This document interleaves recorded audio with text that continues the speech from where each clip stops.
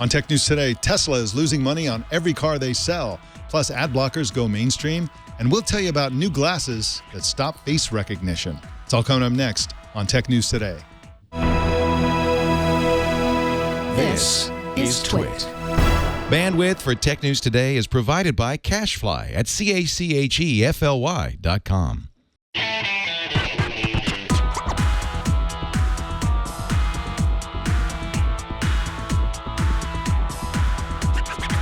This is Tech News Today for Monday, August 10th, 2015. This episode is brought to you by Brainree. If you're working on a mobile app and searching for a simple payment solution, check out Brainree. With one simple integration, you can offer your customers every way to pay, period. To learn more and for your first $50,000 in transactions fee-free, go to braintreepayments.com/TNT. And by Prosper. Prosper is a peer-to-peer lending marketplace that connects people who are looking to borrow money with those who have money to lend. Visit prosper.com/twit and receive a $50 Visa gift card when you get a loan. Tech News Today is the show where we talk about the tech news with the journalists who report it. My name is Mike Elgan. Welcome to the show.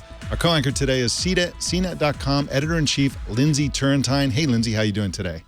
Doing great, Mike. Ready to go. Good. Well, then why don't we just go ahead and go then. Tesla loses more than $4,000 on every Model S car they sell, it turns out. Joe White and Paul Lehnert wrote about the story for Reuters, and Joe joins us now to talk about it. Welcome to the show, Joe. Hi, Mike. Good to be here. Glad you're here. Now, you're coming in to us from Detroit, is that right? Actually, from northern Indiana, where I'm here with my family. But we'll call it Detroit for the sake of argument. Let's do it. Now, Tesla promised to bring down the price of its cars to a much more affordable level than they currently charge. But how can they do that when they're not even breaking even with the current high price? Well, the key thing there is that what they're talking about is a new line of cars that would be more affordable. That's the Model 3, which is expected in 2017 or thereabouts. And that's the line that they expect to sell for a starting price of something like $35,000. The cars that they sell today, the Model S sedan, which is what our article was about, those are the ones they're losing on average $4,000 a car as of the second quarter. So I think one of the questions that's out there is if you're not able to make money on a car that you sell for somewhere between $70,000 and $100,000 plus, how can you make money on a $35,000 car? Now, if Elon Musk were here, he'd have an answer for that. They're talking about getting the costs down as they scale up, but they're talking about a big leap at Tesla from something like 50,000 cars this year to 500,000 cars by 2020. And we're not talking about an app company here. We're talking about a company that has to invest significant capital to build very complex cars, and so that's the tension right there with Tesla now. Joe, how do you think that they're going to reach the scale that they need to build another line of cars? Do you know much about how they're planning to use the equipment that they have and the manufacturing facilities they have for new lines? Do you think that they'll be able to find multiple uses for some of the same equipment? Yeah, I'm sure that that's what they're working on, as to how can they use equipment that they've purchased or invested in for the Model S and the Model X, which is the SUV that they're going to bring out later this year. I mean, they've talked about that. Clearly, they're going to do that. But the Model 3 is a different car. It's going to have it's a different size. It's going to have different technology. So there's going to be some investment in that. And I think that's something to watch, is how much can they repurpose investment that they've already made in order to bring out the Model 3 for far less than they've had to spend to bring out the two high volume cars that they've had on the market so far. Now, this news kind of hit their stock price a bit.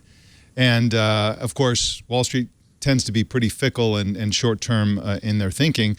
What do the car experts in Detroit and elsewhere think about the future of Tesla? Is there confidence that this company will be able to be profitable and an ongoing growing company in the future, years ahead? Well, that's a really interesting question, and let me answer it this way. I mean, remember that the people who run the conventional car companies, the Detroit and the Asian and European car companies, are not necessarily friends of Tesla. Right. Within that community, there is a fair amount of skepticism, or certainly questions being asked as to how Tesla makes it from here to there. They live in a world where they need billions and billions of cash in the bank to feel comfortable. Tesla has about 1.1 billion as of the end of the second quarter. So I'd say in the conventional car industry, there's a lot of head scratching about how Tesla gets from where they are to where they say they want to be. So, Joe, Tesla is going to be bringing online its Gigafactory, giant battery factory in Nevada, right? Do you think that this will help, or that it's just going to be a bigger expense that's going to drive car prices up? Well, I think that's another risk that Tesla is taking. They're investing in this giant factory in Nevada to build batteries. I think a key point that we haven't hit yet, but which we should, is that Tesla has talked about starting a different business. Selling energy storage systems to businesses and to consumers for home use. And among analysts who follow Tesla and are fans of Tesla, this is very exciting because they see this energy storage business as perhaps the way that Tesla bridges the gap that our article highlighted, which is how they bridge the gap on losing money in cars today, the need for capital to invest in the car line. Perhaps one of the answers to how they raise that capital is to start this energy storage business and profit from that. And again, Elon Musk has certainly stoked some expectations for that in some comments that he's made recently. All right, well, you can find Joe White on Reuters and also on Twitter at JBWE. Well, let's see, it's JBW, Eyes on Road, I guess is how you say that. That's it. All right, Joe, well, thank you so much. I'll try to keep my eyes on the road as well. Thank you so much for joining us here on Tech News Today. Anytime. All right. Well, we got some more news for you coming right up. But first, let's talk about Braintree. Of course, if you are an app developer, if you have a website, if you want to sell things, products, services, whatever it is, you're going to need a payment solution. Okay, and there's the hard way, which is you go and you have deals with all these different payment companies, and it's very difficult. Or you can do it the easy way, the way that some of the best startups and unicorns in Silicon Valley have done it, and that is to use Braintree. Braintree is a solution used by companies like Uber, Airbnb, Hotel Tonight, Living Social, Muntree. I used Uber over the weekend, and I was reminded of how simple the paying for an Uber is. Basically, you don't even pay for it. It's so simple. I just went in once when I first downloaded the app. I used Braintree's whole system to simply securely give them my credit card. And from then on, I haven't even thought about the actual payment process. Of course, I'm informed by Uber what the amount was and so on, with flex pricing, all that stuff, but it's so simple. It was simple from the beginning, and it was simple for Uber, too. So if you are a developer, you have to know that a lot of companies say that their integrations are simple. Braintree's are super simple, incredibly simple. 10 lines of code, and you're done. You do it in half an hour, and it's just a fantastic way to offer all kinds of payment solutions, currencies, 130 currencies globally. It just solves all of those problems for you. Braintree gives you a full stack payment solution, support for all payment types that your customers might want. We're talking about PayPal, Apple Pay, Venmo, credit cards, even Bitcoin, and a lot more, all with a single integration across all platforms. They also have superior fraud protection, great customer service, and super fast payouts. To learn more and for your first $50,000 in transactions fee-free, go to braintreepayments.com/TNT. Don't forget the /TNT part. You got to go there right now and check it out. Well, the use of ad blocking software is going mainstream. That's according to a new report from Adobe and a company called PageFair. Greg Sterling is a contributing editor at Search Engine Land and joins us to talk about it. Welcome, Greg. Thanks, Mike. How are you doing? I'm doing great. Looks like you're outside. Usually you're inside with the flock of birds inside your house, which is usually awesome. And again, thank you for joining us today. Now, how much has ad blocking grown in the past few years? I mean, I think we all used to look at this category as kind of a niche category, kind of technical people who are really concerned about their privacy. But it's going mainstream. What does that growth really look like? Well, I was taken aback a little bit by the numbers in this report myself. I had shared that perception that it was pretty marginal, and this report suggested that there were essentially 200 million people worldwide using some sort of ad blocking software on their browsers, and this is all desktop right now. There's comparatively little, less than 2% of ad blocking going on in mobile, although that's expected to grow. The current revenue numbers, and the report doesn't go into a lot of detail about how they calculate these, but the current revenue numbers are around $22 billion being blocked by the software, and then next year they project globally about double that amount, so in excess of $40 billion in potential ad revenue being prevented by ad blocking software. In the U.S., I think they said it was something like five plus billion this year, or last year, going to 10 billion this year and more next year. So these are pretty significant numbers, and I hesitate to say it's a crisis in the industry, but it's an emerging crisis if these numbers are accurate. I mean, even if the numbers of ad blockers is accurate, do you buy the claim about how much money is being lost? I mean, it seems to me that the kind of people who would go to the time and trouble to block, to find and install ad blocking software are the kind of people who ignore advertisements even if they saw them. So I'm just curious about your personal point of view on that. Do you buy those numbers? Well, again, I don't know the methodology used to calculate the dollar amounts, but I would have a slightly different view of what you said. I think that advertising can be effective for people who even profess indifference or hostility toward advertising, depending on the ads themselves. And so the people that are invested in ad blockers tend to be hostile toward advertising.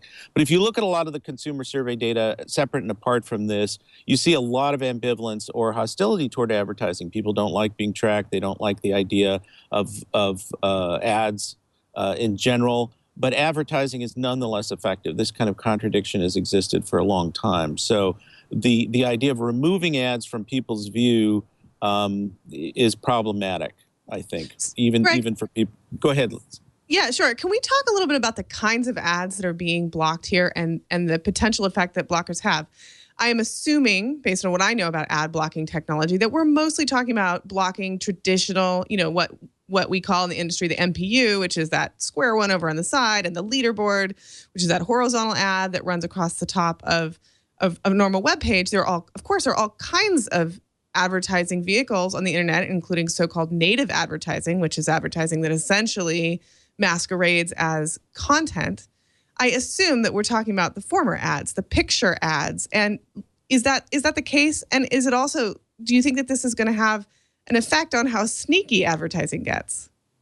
So I'm not a technical expert, but I would agree with that presentation, that these are the typical ad units that are being blocked. And so assuming this continues, we will see more. This will support native advertising and other types of advertising that are not as susceptible to blocking. I should point out that this company, PageFair, has an incentive to, I don't want to say fabricate or exaggerate the threat, but they make money off of this kind of situation. So their interest is in presenting the most concerning spin on the data possible. But I have no doubt that there's a lot of ad blocking going on. My calculation of ad blocking in the U.S. was actually 18% based on ComScore numbers. So I think, Lindsey, you're right that we'll see people trying to do workarounds, much in the same way that when DVRs came out and people started doing ad skipping, or VCRs before them, they were fast forwarding through ads. You saw agencies and others trying to accommodate that behavior by using more text in ads and other things like that. So we'll see some workarounds happen if this continues. To me, the problem is not advertising in general, but just bad or exploitative advertising, shameless advertising. I mean, advertising pays the bills. If everybody used an ad blocker, then we'd all have to pay some kind of subscription fee for every website we went to, because somebody's got to pay for it. I mean, people aren't going to work for free to build websites and so on. But having said that, some advertising companies are extremely annoying and irritating and non-contextual and all the rest. What I'd love to see is an ad blocking software that enables you to selectively block software so that over time you increasingly block. You could block a company, you could block the advertiser, you could block the product, whatever. and still enable yourself to see the ads that don't bother you. Something like that, I think, would be much better than just, okay, I don't want to see any ads. Because essentially by doing that, people just become freeloaders on the internet and aren't paying for what they're using, essentially. Yeah, it's interesting. I mean, this question of ad selection, ad quality. I mean, in the article, I go on and argue that this should be a wake-up call in terms of ad quality and improving ads. And I think that there are tiers of quality with ads. I once turned off, in the ad choices module, I turned off behavioral targeting in one of my browsers just to see what would happen. And I got lots of Viagra and Christian Singles ads, and they were just crappy. And so I went back because, of course, I'd rather have better ads. And I think people understand the fundamental point that you make, that ads subsidize our content on the internet. And if you put people in a room, they would all shake their heads and agree with that. But it's not as simple as that. And a lot of people don't engage with these controls that we have over ads, the Google's interest-based advertising tool. A lot of people are very passive. But I agree in principle. We want better ads. And if people would express their interests, it would result in better ads. But that's being done passively through tracking, retargeting, and all kinds of data mining. And in other news, if you want to meet Christian Singles and buy some Viagra, just turn off the ad blocking. Thank you for that tip. Greg Sterling is at searchengineland.com and on Twitter at gsterling. Greg, thank you so much for joining us today. They're very related, Mike, Yes, you didn't of course. realize that. Yes, thank you. Bye-bye. All right, bye-bye. Well, Facebook's crack research team has declared that the use of LOL to express laughter in typed communication online is no longer in vogue. LOL, of course, stands for laughing out loud. Molly McHugh is an editor at Wired and joins us to talk about it. Welcome to the show, Molly McHugh. Hi, how's it going? It's going great, thanks. Now, if LOL isn't happening anymore, how are people laughing out loud now? The most popular way to laugh online is ha-ha. It is very, the traditional laugh, I guess, and it's taking over, or just has been the most popular way to laugh online the entire time. So Facebook calls this e-laughing. Is that something, is that something they're just making up? To me, it, like you just said, this is just laughing. We laugh. We're just finding ways to laugh, Yeah, we're all going to type something differently, I guess. I feel like, and they did a study on, part of the study goes into whether everybody uses one way, and I guess most people do. A few people, I'm one of them, uses a lot of different ways to type laughter. Apparently that's not very popular. I feel like I'm a little, I'm weird now for using different ways to type laughter online. But it's pretty fascinating what they were able to infer from all of this, from this data on how we laugh online. The only thing I think is interesting is that this study didn't take into account Messenger. It's just posts and comments and things like that. And I think, at least I feel anecdotally, like when I'm talking to my friends and saying I think something is funny, I say it differently than I would if I were updating my status. And of course, yeah, there are a million ways to laugh. I always find the use of hey with an H-E slightly sinister. It's kind of like Dr. Evil-ish or something. I don't know what that's like. Now, did they take into account? There it is. Yeah, it's not very positive. It's kind of dismissive. It's a little dismissive. But it's dropped down to the point where it's near LOL. So that's really interesting. So did they take into account linguistic or regional variation? For example, I see a lot of people in Brazil and other countries around the world using JJJ or KKK, and of course in the United States, KKK isn't particularly funny, and sometimes when you see it, you're like, what are you getting at there? Is this just people speaking American English and how they express laughter, or is this global?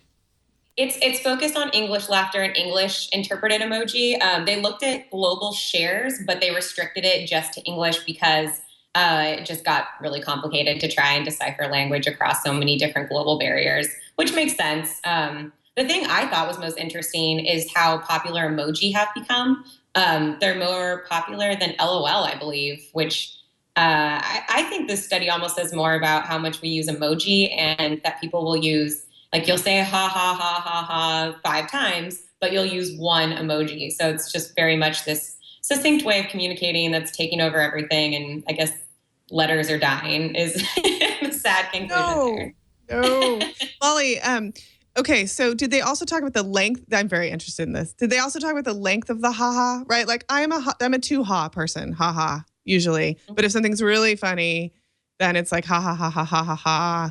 And in some cases, a paragraph of that. What is that part of it?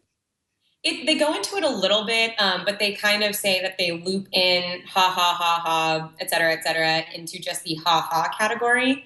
But that, I said when I wrote up a thing about this, just that my ha, ha is very different than my like ha, ha followed by nonsensical button and keyboard mashing, which I used to indicate like, this is so funny, I don't even care that I'm not spelling correctly. So they get into it a little bit, but they kind of just loop it in with ha, ha, and infer that people that are, button mashing or hitting their keyboard repetitively are the same as these singular ha-ha people. Well, someday, of course, Mark Zuckerberg will have us all in Oculus VR, Oculus Rift, and so on, doing social networking in virtual reality. They'll map our faces and our expressions and everything, and all come through, and we'll have, by then, to relearn how to laugh out loud in real life. So hopefully we'll still have it. Molly McHugh is at Wired.com, and you can follow her on Twitter at I am Molly McHugh. Thank you so much for joining us today, Molly. Yeah, thanks, guys. The European Commission is done with their investigation of Apple over whether the company colluded with major music labels to clobber free music streaming services like Spotify and others. And their conclusion is that Apple didn't do anything illegal, according to an exclusive on Recode. Lindsey, Turrentine, I'm a little surprised by this. Usually when Europe investigates something, they end up with a guilty verdict. I am also surprised. And this is very different than the way that the EU has been approaching Google. Yeah. I mean, this is just one instance, but it's kind of interesting. They dug right in. They didn't find a single thing. I mean, it's almost hard to write about that, right? Like Recode's kind of like, yep, didn't find anything. Yeah. And of course, that was an exclusive by sources. The EU hasn't announced anything yet, so I'm sure that announcement will come sooner or later. Maybe they'll read it on Recode and say, hey, we got to announce this. We'll see. We'll see that later in the week, I'm sure. Well, a Kickstarter campaign, you're going to love this, folks. A Kickstarter campaign from a startup called Space VR wants to put you virtually into space. They're raising $500,000 to send a 3D, 360-degree camera to the International Space Station. And if they exceed their goal by enough money, they intend to set up a live stream so the VR view would be actually live, and also put a second camera on the moon. Let's check out their video. The most beautiful thing I've ever seen is the Earth from space. On this little ball is everything you've ever known, all of the history, all of your future, all of the beauty of what it means to be human. The word that everyone uses is fragile, and you can't understand that from the ground because it's not really relevant to you. From the ground, it looks like the sky goes up forever. He looks like he's from the future. He's like in this futuristic room with a strange logo in the center of his t-shirt. Understanding the Earth from that perspective has enabled us to become better stewards of our environment, of our atmosphere. So that would be the Space VR logo, I guess. One of the things we want to do with Space VR is consolidating that message and telling it to the world. Most astronauts that have looked at Earth from space and seen a larger picture have a changed perspective. They have a broader perspective. My conception of the scale of the reality of the Earth went from being unimaginably large to absolutely finite and, in fact, small. I'm going to go out on a limb and say that they are going to meet their goal. I think they will. It's expensive. It was only $500,000. Yeah. I can't be the only one who's had this They got to buy space on a Russian rocket or something. Yeah. You know what's so funny about this? The astronauts on station is that can't get enough of it. If you the way VR works, we've done a lot of experimenting with this. It's good for an immersive environment, right? And something where you want to see what's going on in all directions. And in this case, you're going to just be like swiveling to look at Earth, and like you're going to look over here and you're going to look over here a little bit, but then you're going to turn around and you see the rest of the rocket, or whatever vehicle you're on. And a lot of what you would experience if you were wearing a VR headset and looking at what's coming out of this camera would actually be like what it's like to be in a spaceship, which I also think is really cool. Yeah. And I wonder also if the astronauts on the space station will use it to sort of like look around. It might be their best view of certain aspects of the space station.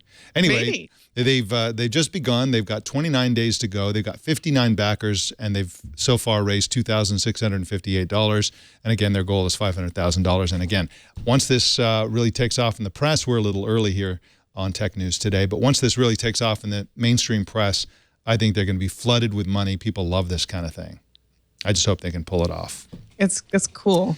We got some big numbers. Well, actually, we have a big number coming up and a small number coming up. But first, let's talk about another number, which is the money that you can borrow from Prosper, one of our sponsors today. You can borrow up to $35,000 in as few as 5 days and use the money for just about anything you want. And there are a lot of great things to use a loan for. In fact, you specify what kind of loan it is, what you're going to use it for on the site, and then people will come along and invest in your dream, in your goal, whatever it is that you want to do. One great thing to do is to pay off your high-rate credit cards. Lots of people on Prosper get loans for that purpose. It's just good financial planning to transfer your high-rate credit cards into a low-rate loan. It's just money in your pocket. You can also fix up your house, remodel the bathroom or the kitchen. You can, sort of go off the grid, install solar panels, whatever you want the money for. Go to Prosper and set up an account and borrow that money and make it happen. Make your dreams happen. Somebody wants to invest in you, and you want to make progress on your business, whatever it is. Now and for a limited time, Prosper is offering Twit viewers and listeners a $50 Visa gift card with your new low-interest loan. You can get up to $35,000 in your account in as few as 5 days and a $50 Visa gift card. Go to prosper.com/twit for this special offer that's just for the Twit Army. You got to do this, folks. Even if you're not currently thinking about getting a loan, I want you to go to prosper.com and check out how this whole thing works. This is revolutionary. They invented the category, and it's just a great site to check out, and it may inspire you to launch a new project, to start a new business, or to do something you've always wanted to do. Go to prosper.com and check this out.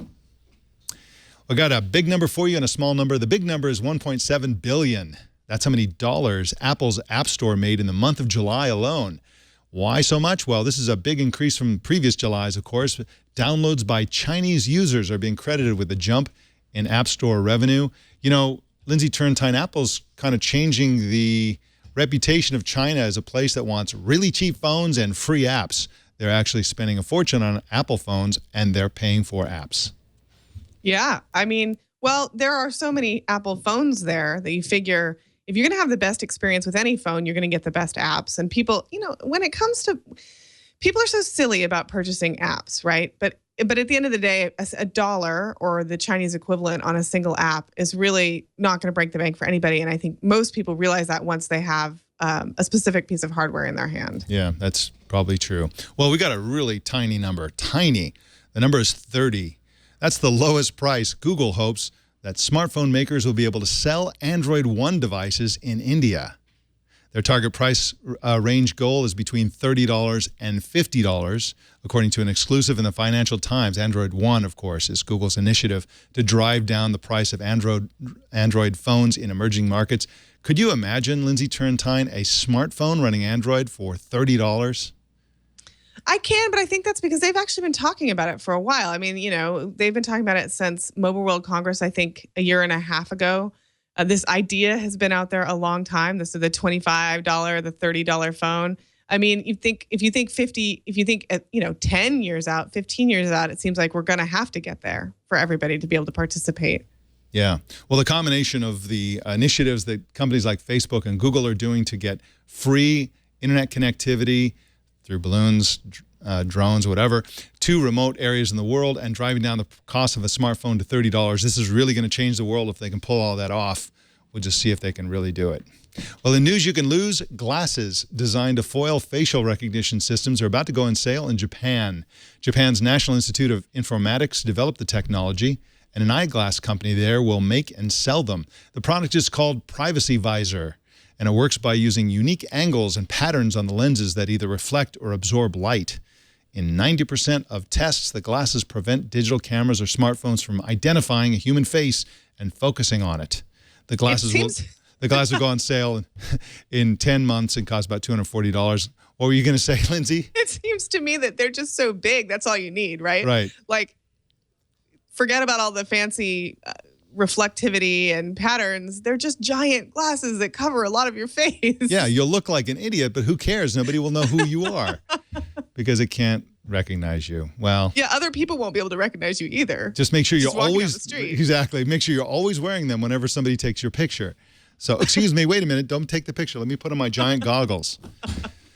Oh, man, I still want a pair. What the heck? Our TNT fan of the day is Micro Origami, who posted this picture on Instagram. And there we are at the top while they're, Micro Origami there is surfing a bunch of sites. Look at that phone. Look at that. That's like what is that? It's like one of those. Whoa. Motorola. Wow. It's like the original cell phone. But this is why he calls himself Micro Origami. That's origami. Whoa. That tiny, tiny origami. Wow. Wait, he or made she with makes. what? With Paper. pliers? But I mean, with fingers? Oh my God. Wow.